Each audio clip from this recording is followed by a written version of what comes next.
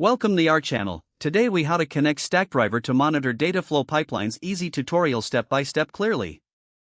Start by logging into your Google Cloud Platform account.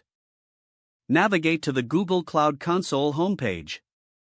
Locate and click on the Dataflow option in the side menu. Choose the specific Dataflow pipeline that you want to monitor. On the Pipeline Details page, look for the Monitoring tab.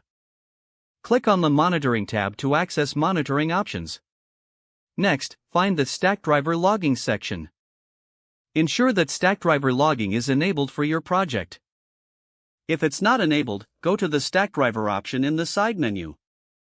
Navigate to Logging and activate the service for your project.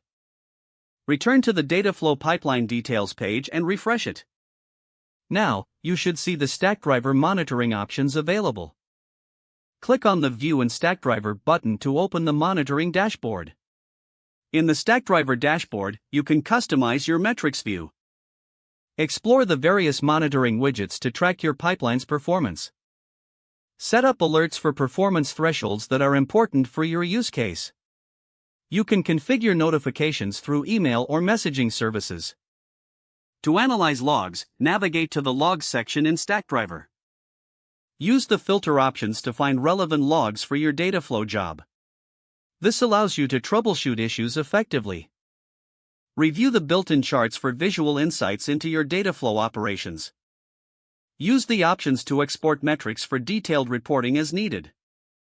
With these setups, you can efficiently monitor your Dataflow pipelines using Stackdriver. If the page does not load, refresh the browser or try again in a private or incognito. Make sure you are using the correct email address, then retype it carefully to avoid small typos. If your password is not accepted, use the reset option and create a new strong password you can remember.